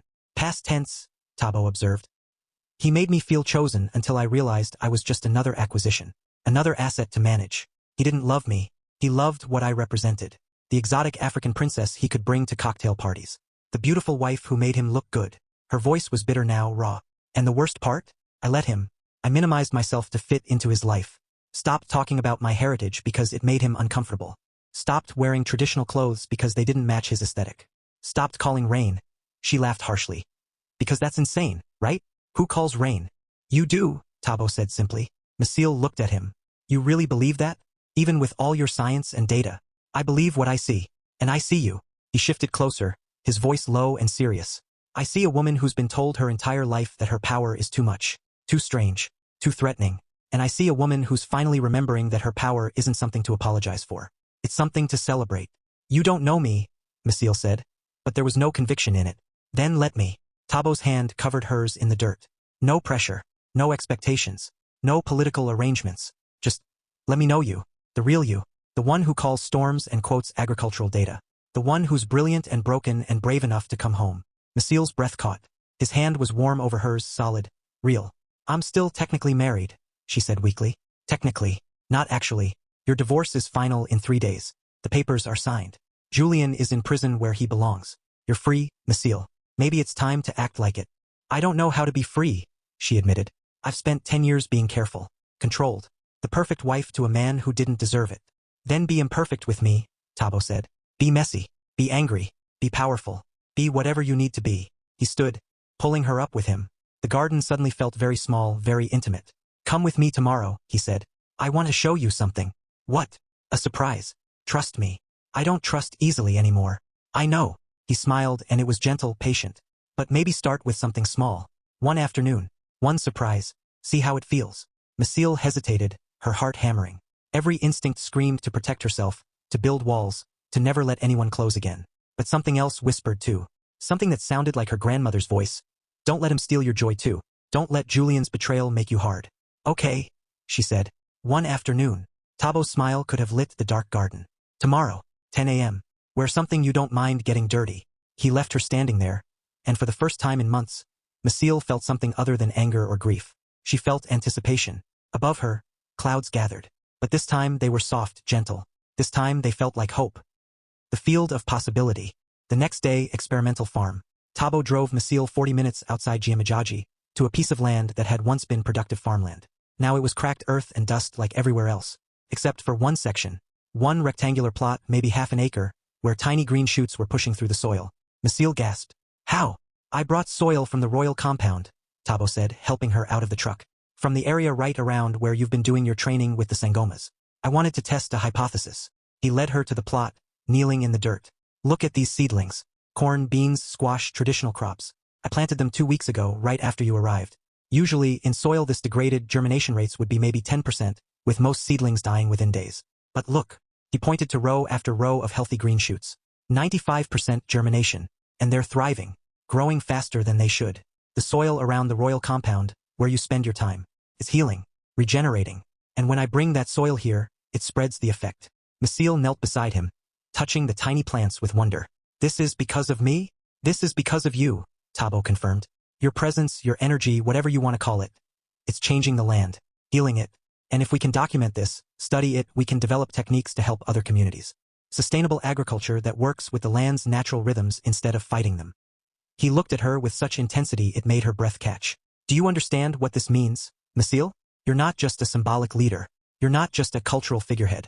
You're a genuine force for change, for healing. The council sees you as a problem to manage. I see you as a solution we've been waiting for. Masele felt tears prick her eyes. No one's ever. Julian never saw me like this. As capable, powerful. Then Julian was a fool. Tabo stood, pulling her up gently. And I'm not.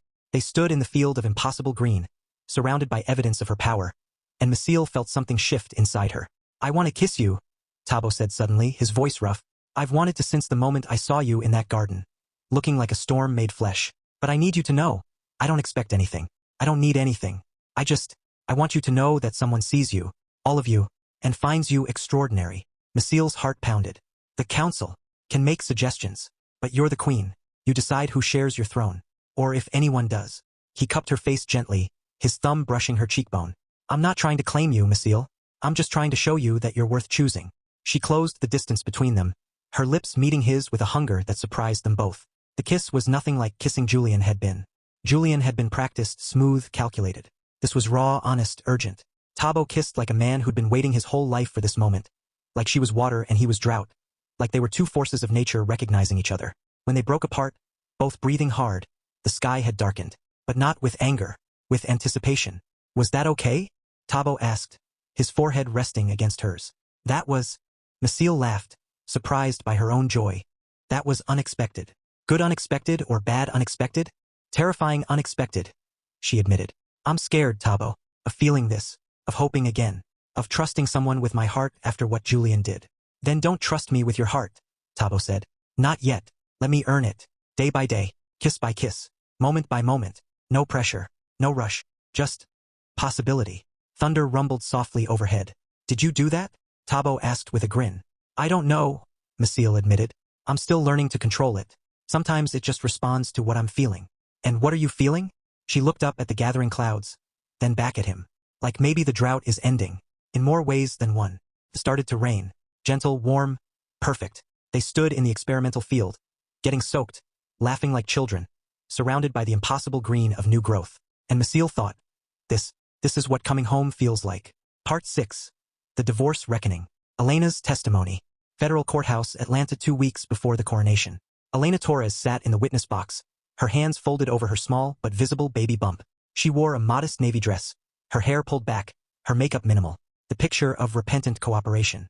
The prosecutor, a sharp woman named Simone Baptiste, approached with a file. Ms. Torres, can you describe your relationship with the defendant, Julian Vance? Elena's voice was small. We were involved, romantically and professionally. And during this involvement, did Mr. Vance discuss his wife, Masele Majaji? Yes, he said. Elena swallowed hard. He said she was unstable, obsessed with some African heritage thing, that she wasn't mentally present, wasn't focused on building their future together. He made it sound like he was trapped in a marriage to someone who'd given up on life.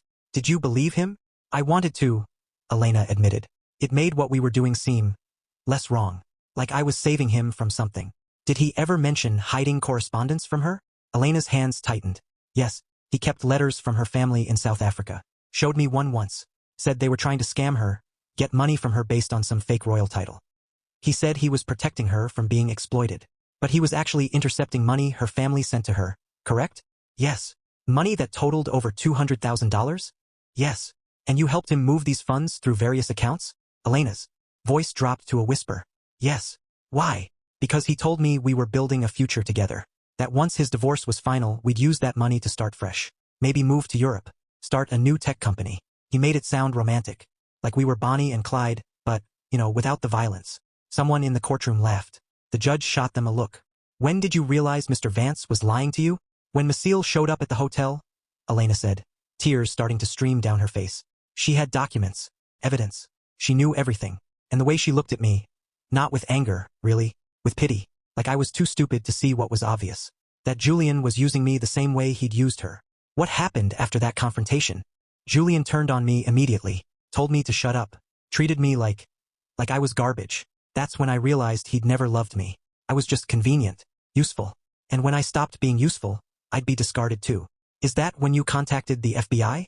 No. That's when I contacted Nicole, my girlfriend, and told her everything. She's the one who convinced me to cooperate. She said. Elena's voice broke. She said our baby deserved a mother who wasn't in prison, who did the right thing, even when it was hard. Prosecutor Baptiste pulled out a document. This is a wire transfer authorization. Can you identify it? That's my signature. Julian told me it was for a business expense. I signed it without reading it carefully. And what was it actually for? Transferring $85,000 from Vance Tech Investor Funds to one of Julian's shell companies in the Caymans. Did you know at the time that this was illegal? Elena hesitated. I suspected, but I didn't ask questions. I didn't want to know. That's my fault. I was complicit through willful ignorance. No further questions.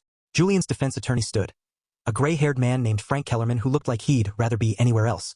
Ms. Torres, you're receiving a reduced sentence in exchange for your testimony, correct? Yes. How reduced? Instead of 7 to 10 years, I'm looking at 3 to 5 if I cooperate fully. So you have significant incentive to paint my client in the worst possible light. I have incentive to tell the truth, Elena said, her voice stronger now, which happens to paint him in a terrible light because he did terrible things. Did Mr. Vance force you to do anything? He manipulated me. That's a kind of force.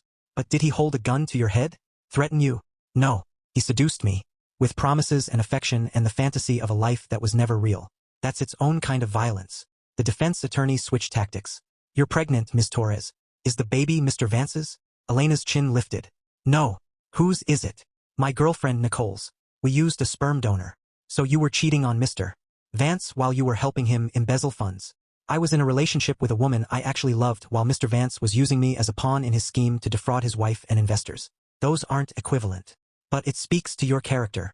My character is that I was young and stupid and let a powerful man convince me that his problems were worth solving by breaking the law, Elena said, her voice rising.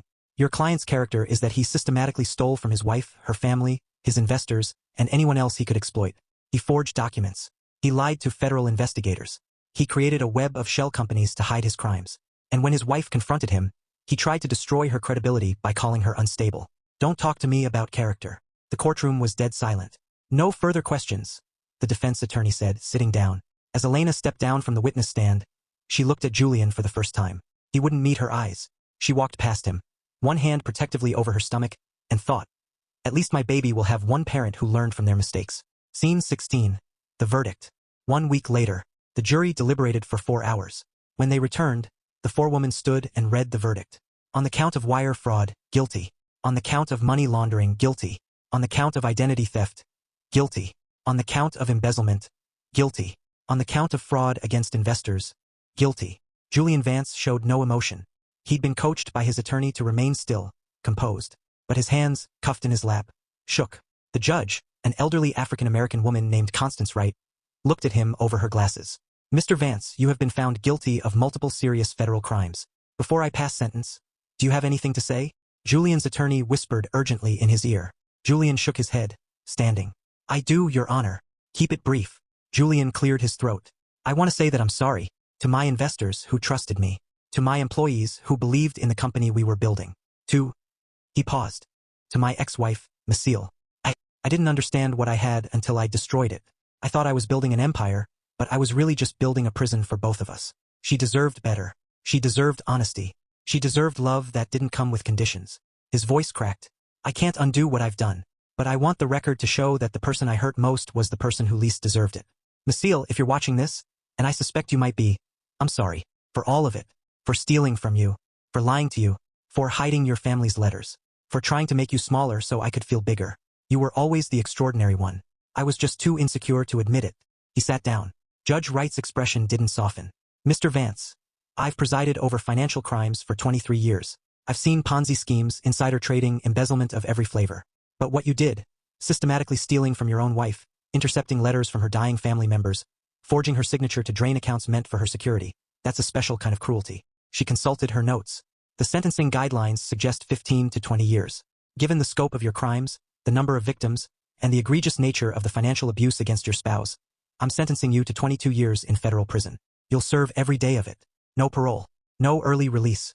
And you are ordered to pay restitution of $6.2 million to your victims. Julian's face went gray. Bailiff, remand the defendant. As they led him away, Julian looked back at the courtroom one last time, as if hoping to see Masele there, bearing witness. But she wasn't. She was 5,000 miles away, preparing to become a queen. She'd already moved on. Part 7. The coronation. The night before. Royal compound. Masele's chambers eve of the full moon. Masele couldn't sleep. Tomorrow she would undergo the ancient coronation rites. Tomorrow, she would either prove herself worthy of the throne or fail spectacularly in front of her entire kingdom, the national media, and international observers who'd come to witness this return to tradition. No pressure. She sat on her balcony, wrapped in a traditional blanket, staring at the almost full moon. In 24 hours it would be complete. Perfect. The time of maximum power, the Sangomas said. The time when the veil between ancestors and living was thinnest. A soft knock at her door. Come in, she called, expecting Kadi with more last-minute instructions. But it was Tabo who stepped onto the balcony, carrying 2 mugs of rooibos tea. Thought you might need company, he said, offering her one. And maybe a distraction from overthinking. How do you know I'm overthinking? Because you're brilliant, and brilliant people always overthink the things that matter most. He sat beside her, close enough that their shoulders touched. Want to talk about it? I'm terrified, Masele admitted. What if I fail? What if I can't do it?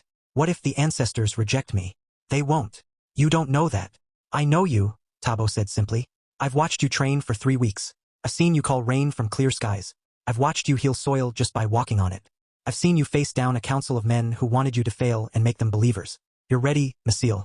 You just don't trust yourself yet. She sipped the tea, letting the warmth spread through her. My mother used to make this every night before bed. I know. Gotti told me. Said it was your comfort drink.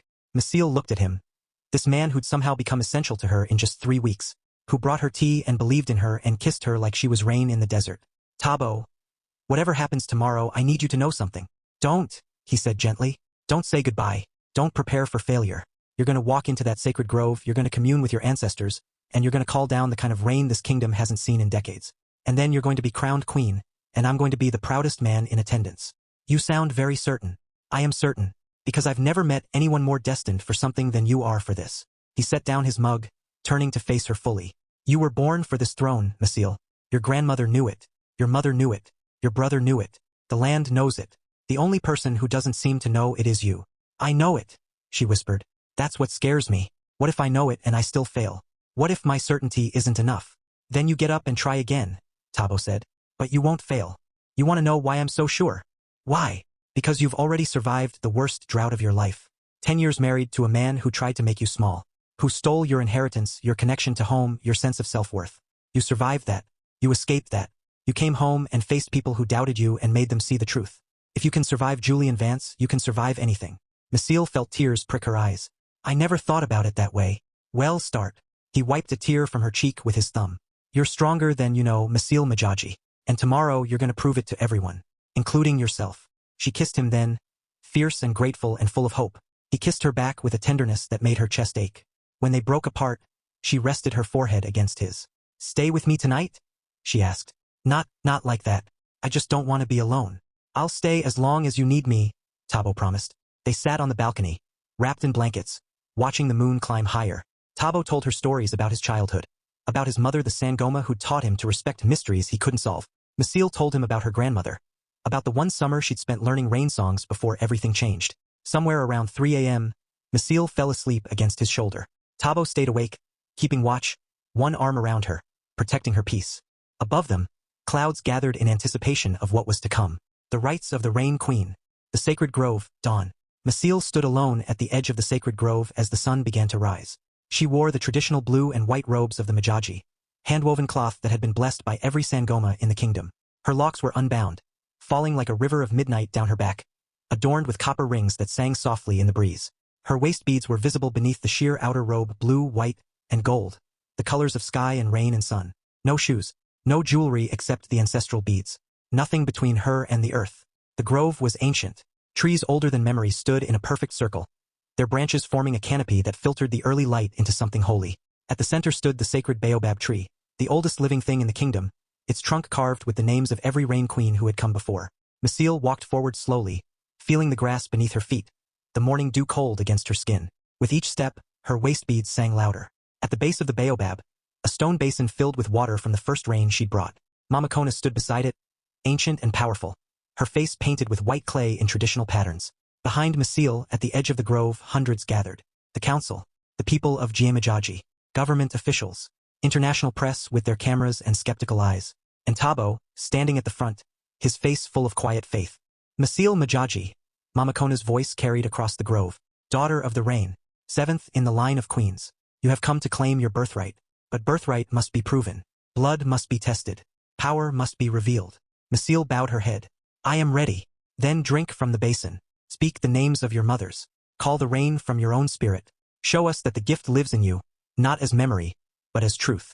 Masele knelt before the basin. The water inside was crystal clear, reflecting the sky above.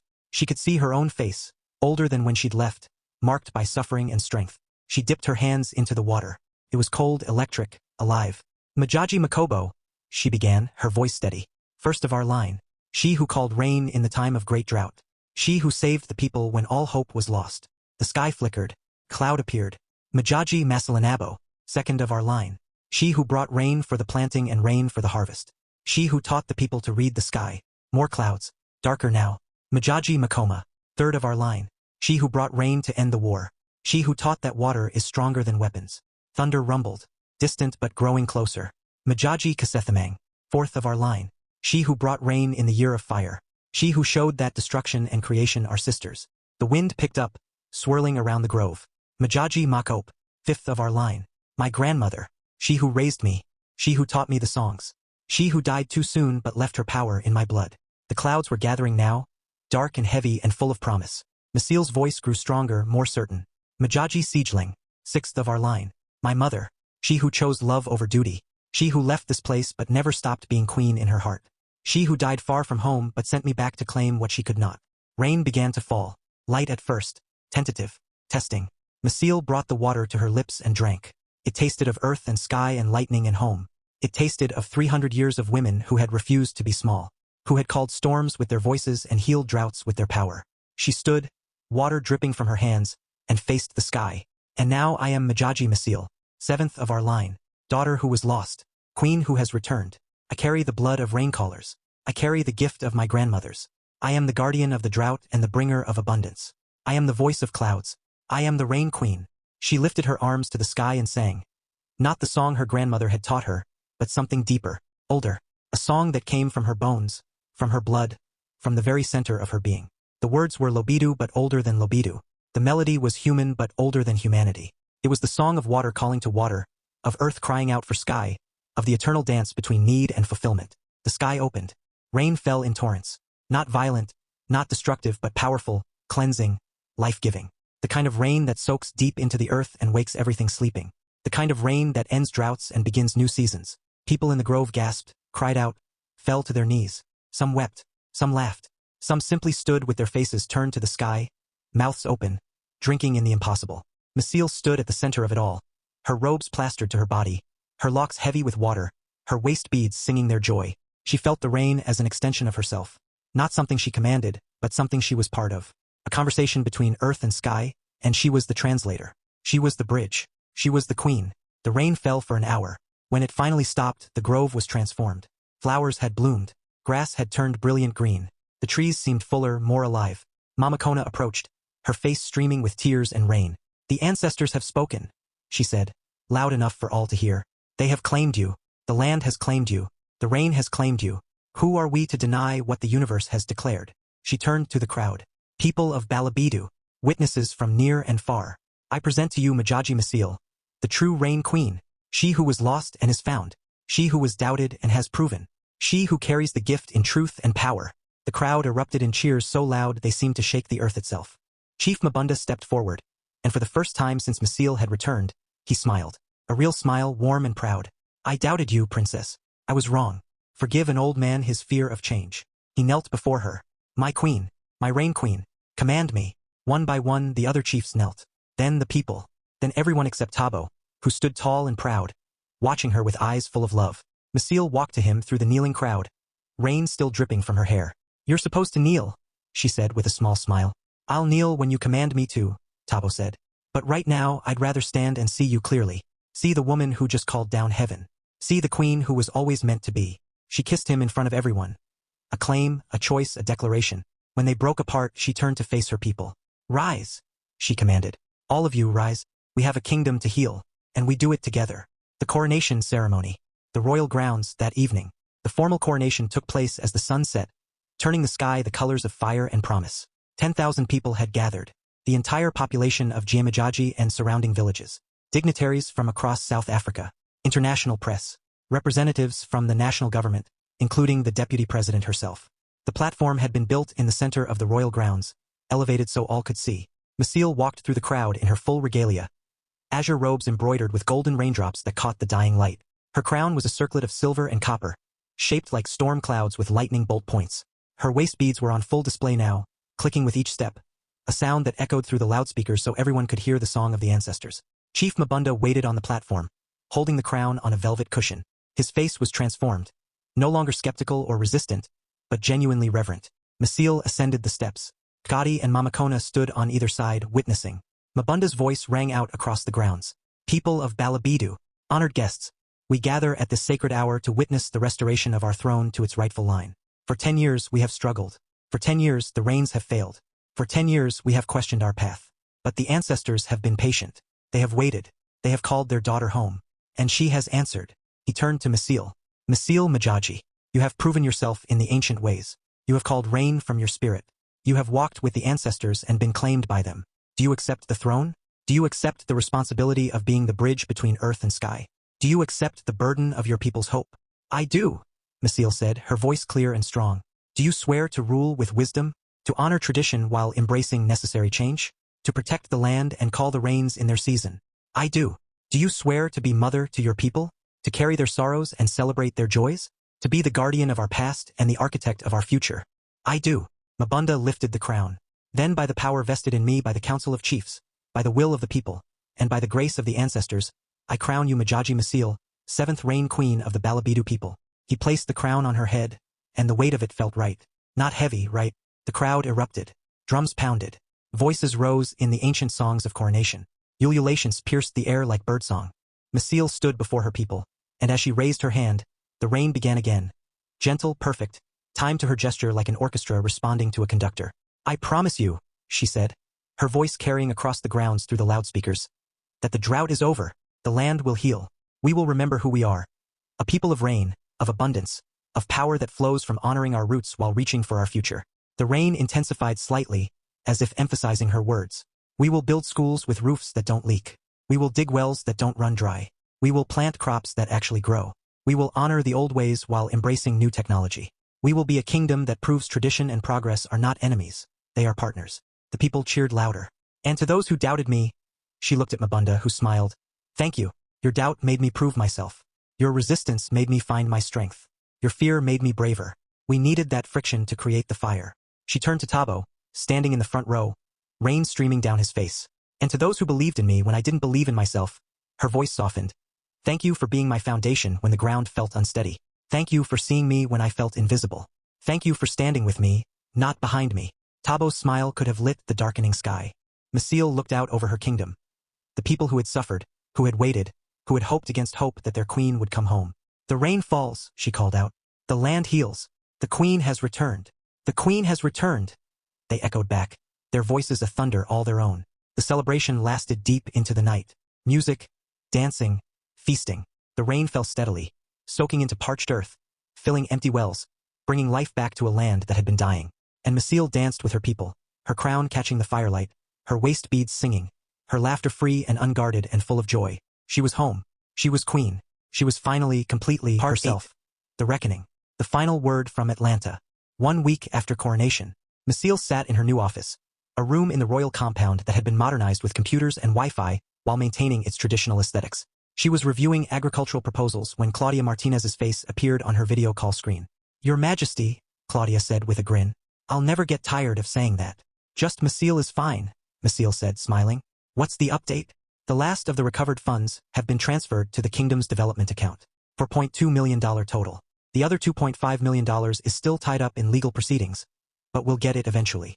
And Julian? Claudia's expression hardened. Transferred to federal prison in Pennsylvania. Medium security. He'll serve every day of his 22-year sentence. No possibility of parole. And the civil suits from his investors. They've seized everything. His cars, his art collection, even his designer suits. He's been stripped of every asset.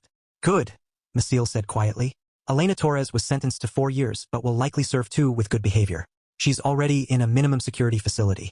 Nicole is raising the baby, a girl, by the way. They named her Hope. Masele felt something twist in her chest.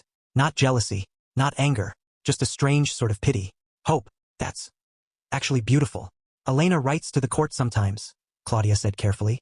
Letters of apology. She asked if she could write to you. I've been holding them. Didn't know if you wanted. Send them, Masele said. I don't know if I'll respond, but I should read them. She was a victim too in her own way. Julian was very good at making people into pawns. You're more generous than I would be, Claudia observed. I'm a queen now, Masele said with a slight smile. Queens have to think about justice and mercy, not just revenge. Besides, holding on to anger toward Elena just gives Julian power over me. And I'm done giving him power over anything. Speaking of which, one more thing. Julian requested a video call with you. The prison would allow it if you consent. He says he wants to apologize directly. Masele was quiet for a long moment, thinking. Tell him no, she finally said. He had 10 years to apologize. He chose lies instead. I don't need his apology now. I don't need anything from him. He's a closed chapter. Cautionary tale. Nothing more. I'll inform his attorney, Claudia said. Anything else you need from me? Just a final invoice, Masele said. And my eternal gratitude. You saved me, Claudia, in more ways than one. You saved yourself, Claudia corrected. I just provided the legal tools. The courage? That was all you. After the call ended, Masele sat for a moment, processing. Julian was in prison. The money was recovered. The divorce was finalized. Elena was serving her sentence. The entire nightmare was finally truly over. She walked to the window of her office, looking out over the kingdom. In the week since her coronation, the transformation had been remarkable. Fields that had been barren were now planted with seedlings. The rivers were running again. Children played in puddles that had appeared seemingly overnight. And Tabo's experimental farm? It was thriving, producing yields that agricultural scientists were calling unprecedented. There was a soft knock at her door. Come in, she called. Tabo entered carrying a folder. The latest soil reports. You're not going to believe the nitrogen levels in the western fields. But Masele wasn't looking at the folder. She was looking at him, this man who had somehow become essential to her, who believed in data and mystery in equal measure, who kissed her like she was precious and challenged her like she was capable. Marry me, she said suddenly. Tabo froze. What? Marry me. Not because the council wants it. Not for politics or alliances or tradition. Marry me because I love you, because you see me, the real me, the messy, powerful, still healing me, and you don't look away. Because when I think about building this kingdom's future, I can't imagine doing it without you. Tabo set down the folder carefully. Masele. I know it's fast. I know I just got divorced. I know I probably seem crazy. Yes, Tabo interrupted. Yes, I seem crazy? Yes, I'll marry you. He crossed the room in 3 strides, pulling her into his arms. I've loved you since the moment you told me I was wasting my time in that dead garden. I've loved you through every doubt, every triumph, every impossible storm. So yes, 1,000 times yes. He kissed her, deep and claiming and full of promise. When they broke apart, Masele was crying and laughing at the same time. I should probably ask properly, she said. Get a ring. Make it romantic. You just proposed to me while wearing a crown and discussing nitrogen levels, Tabo said with a grin. That's the most romantic thing I've ever heard. Very you, very us. Thunder rumbled outside, but it was gentle, celebratory. The ancestors approve, Tabo observed. The ancestors, Masele said, have excellent taste. Elena's letter. 2 weeks later, Masele sat alone in her private chambers, holding the letter Claudia had forwarded. It was written on prison stationery in Elena's careful handwriting. Dear Masele, I don't expect you to read this. I don't expect you to forgive me. I don't even expect you to believe me. But I need to write it anyway because carrying this guilt is destroying me, and my daughter deserves a mother who at least tried to make amends. I was 23 when I started working for Julian. Fresh out of college, drowning in student debt, desperate to prove I was smart enough to work in tech despite being a woman and a Latina in a white male-dominated field. He made me feel seen, special, like I had potential. The affair started 6 months into my employment. He said his marriage was dying, that you were depressed, distant, obsessed with a fantasy heritage. He showed me your photo once. You were so beautiful it hurt, and said, she used to be vibrant like you, but she gave up on life, on us. I believed him because I wanted to, because it made what we were doing seem less monstrous. I was saving him, I told myself, giving him the connection he deserved. The financial crimes? He told me they were creative accounting, protecting assets from a potentially vindictive divorce. He made it sound smart, strategic. I signed documents without reading them because I trusted him, because I was infatuated, because I was stupid. When you walked into that hotel room, I saw the truth in your eyes. You weren't depressed or distant or fantasy-obsessed. You were a woman who'd been systematically abused and was finally fighting back. You were powerful in a way that terrified me. And Julian, the way he turned on me the second you challenged him, the way he told me to shut up, like I was an inconvenient tool that had outlived its usefulness, I realized in that moment that he'd been using me exactly the way he'd been using you. We were both just props in his performance of success. I'm not asking for forgiveness. I'm just asking you to know. I see what I did. I see how I enabled a cruel man to hurt an incredible woman. I see how I benefited from your suffering. And I'm sorry. I'm so deeply, devastatingly sorry. I'm in prison now. I'll be here for at least 2 more years. My girlfriend Nicole is raising our daughter without me. I miss Hope's first words, her first steps, everything. And I deserve that. This is consequence. This is justice. But here's what I want you to know. I follow the news about you, about your kingdom, about the rain you're bringing to a land that was dying, about the schools you're building and the agricultural programs you're funding, about your coronation. You're extraordinary. You always were. Julian tried to dim that light and I helped him. But you're shining anyway, brighter than ever. I hope you're happy. I hope you find love that sees you clearly. I hope you build a kingdom that reflects your power. I hope you never, ever let anyone make you small again. Thank you for reporting us. Thank you for forcing me to face what I'd become. Thank you for being strong enough to fight back when it would have been easier to collapse. You saved me even though I didn't deserve saving. With sincere remorse and hope for your happiness. Elena Torres. Masele read the letter twice. Then a third time. She felt complicated things. Anger still, yes, but also pity. Also recognition. Elena had been 23, vulnerable, manipulated by a master manipulator. That didn't excuse her choices, but it contextualized them. Masele pulled out her own stationery, heavy cream paper embossed with the royal seal, and began to write. Elena, I read your letter. All of it. Thank you for your honesty. You're right. I don't forgive you. Not yet. Maybe not ever. You helped a man steal from me at the exact moment my family was begging me to come home to my dying brother. You helped him intercept letters that might have brought me back while there was still time. That's not something I can just absolve with kind words. But I believe you're genuinely sorry. I believe you were manipulated, even as you chose to participate in the manipulation. I believe you're trying to become better. That matters. Here's what I want you to know. Julian didn't destroy me. He tried. But I'm stronger than he understood. Stronger than I understood, honestly. He wanted to cage Rain. Stupid man. Rain can't be caged. It just waits for the right moment to fall. I'm married now. To a good man who sees my power and celebrates it. We're building a kingdom that will last long after Julian is forgotten. I have work I love. People I serve. Purpose I never knew I needed. Julian thought he was stealing my future. Instead, he set me free to find it. I hope your daughter grows up knowing her mother learned from her mistakes. I hope Nicole is good to both of you. I hope your years in prison transform you into someone who uses her pain to prevent others' suffering. And Elena, don't follow the news about me anymore. Don't make me your inspiration or your penance. Build your own redemption. Earn your own peace. I'm not part of your story anymore. Be well. Be better. Be honest. Masele Majaji, Rain Queen of Balobedu. She sealed the letter, addressed it, and handed it to Kadi to post. Then she walked outside, where Tabo was waiting to take her to inspect the new school construction. The past was answered. The debts were settled. The chapter was closed. Now there was only the future, and it was bright with rain. Epilogue. 1 year later. The Rain Queen's happiness. Royal compound, Jiamajaji. Masele woke to the sound of rain on the roof. A sound that now came regularly, reliably, seasonally. The drought was truly over. The land was healed. The kingdom was thriving. She rolled over to find Tabo already awake, watching her with that soft expression that still made her heart skip. "Good morning, my queen," he murmured. "Good morning, my love," she responded, kissing him. They'd been married for 8 months. The wedding had been a fusion of traditional and modern. Masele in full royal regalia. Tabo in traditional Zulu attire that honored his own heritage. They danced for hours.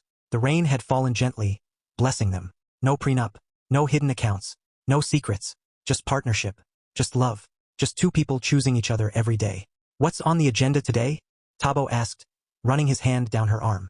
"Morning council meeting. Then the opening ceremony for the new Agricultural Research Center, your baby. Then lunch with the education minister to discuss the scholarship program. Then," she smiled mischievously, "then I'm all yours. I'll take that last appointment," Tabo said, pulling her closer. The middle of the day is overrated anyway.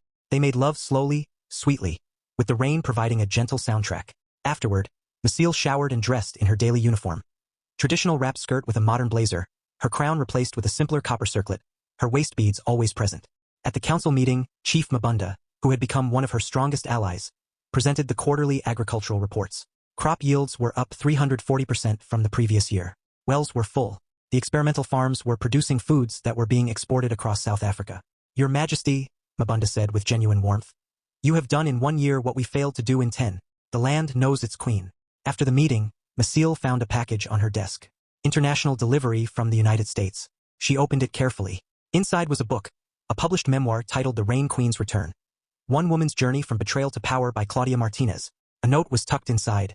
"Masele, with your permission, which I sought through Kadi, I've written our story. Well, your story. The divorce case that became international news. The woman who discovered she was a queen. I've changed names, of course, except yours. You're a public figure now. Julian is JV. Elena is ET. All proceeds go to your kingdom's education fund. Figured you might as well benefit from the nightmare that launched you. You're an inspiration, my friend. Keep shining. Claudia." Masele paged through the book, seeing her journey reflected back at her through Claudia's sharp legal prose. The betrayal, the discovery, the return home, the coronation. It ended with her standing in the rain, newly crowned, powerful and free. She smiled. It was a good ending, but it wasn't the end. It was just the beginning. That afternoon, at the Agricultural Research Center opening, Masele gave a speech that would be quoted in newspapers across the continent. "A year ago, I was a woman who'd lost everything. My marriage, my money, my sense of self. I was drowning in a penthouse in Atlanta, surrounded by luxury but dying of thirst. Because you can't drink champagne when what you really need is rain. My husband thought he was stealing my inheritance. But he couldn't steal this." She gestured at the crowd, at the green fields beyond, at the sky that listened to her voice. "He couldn't steal my blood, my power, my purpose. He couldn't steal the rain. I came home broken, but I came home. And this land, these people, these ancestors put me back together. Not as I was, but as I was always meant to be. So to anyone listening who feels trapped, diminished, stolen from, your power is not in what they can take. It's in what they can never touch. Your essence, your truth, your rain. Come home to yourself.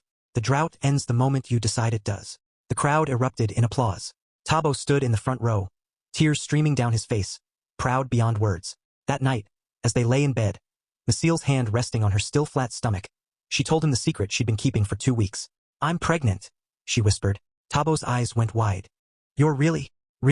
Mama Kona confirmed it with the traditional tests. I wanted to wait until I was sure before telling you. A baby? Tabo breathed, his hand covering hers on her belly. Our baby. A little prince or princess. Probably a princess, Masele said with a smile. The Majaji line tends to produce daughters. The ancestors are particular about who carries the gift. A daughter, Tabo said wonderingly. She's going to be extraordinary. With you as her mother? How could she be anything else? With us as her parents, Masele corrected. We're in this together. Thunder rumbled outside, gentle and approving. The ancestors approve, Tabo said, laughing. The ancestors, Masele agreed, are very pleased. She closed her eyes, feeling the life growing inside her. The man she loved beside her. The kingdom healing around her. She thought about the journey, the pain of betrayal, the shock of discovery, the courage of return, the power of claiming who she really was. She thought about Julian, rotting in prison, his empire of lies collapsed. She thought about Elena serving her time, learning her lessons. She thought about the versions of herself she'd left behind. The diminished wife, the confused daughter, the lost princess. And she let them all go, because she was Majaji Masele now, the seventh rain queen, guardian of the drought, bringer of abundance, voice of clouds, mother of the next generation. And the rain fell when she called it. The land healed at her touch. And she was finally, completely, gloriously home. The final word. 5 years later, the history books would record it simply. Majaji Masele, seventh rain queen of the Balobedu kingdom, reigned for 37 years. Under her leadership, the kingdom became a model of sustainable agriculture, combining traditional rain-calling ceremonies with modern scientific techniques. The drought that had plagued the region for a decade ended within weeks of her coronation and never returned during her lifetime. She married Tabo Makabila, an agricultural specialist, and they had 3 daughters, Makop II, Siegeling II, and Pulla, meaning rain. All 3 carried the gift, though Makop II would eventually inherit the throne. Queen Masele established schools, hospitals, and research centers throughout the kingdom. She modernized the economy while protecting traditional practices. She became a voice for women's leadership across Africa and a symbol of cultural resilience. When asked late in life about her journey from Atlanta to the throne, she always gave the same answer. I didn't become a queen when I was crowned. I became a queen when I finally believed I deserved to be. But that was the public record. The private truth was simpler. A woman was stolen from. She fought back. She went home. She claimed her power. She loved wisely. She built something beautiful from the ashes of betrayal. And every time it rained, she smiled. Because the rain was hers. It had always been hers. And no one, not Julian, not the council, not doubt, not fear, could ever steal that again. The drought was over. The rain queen had returned. And the land bloomed. The end. Author's note. This story is inspired by the real Balobedu kingdom and the tradition of the rain queens of South Africa. Though all characters and specific events are fictional, the Majaji dynasty is a real and respected institution. And this story is meant to honor their cultural significance while exploring themes of power, identity, and reclamation.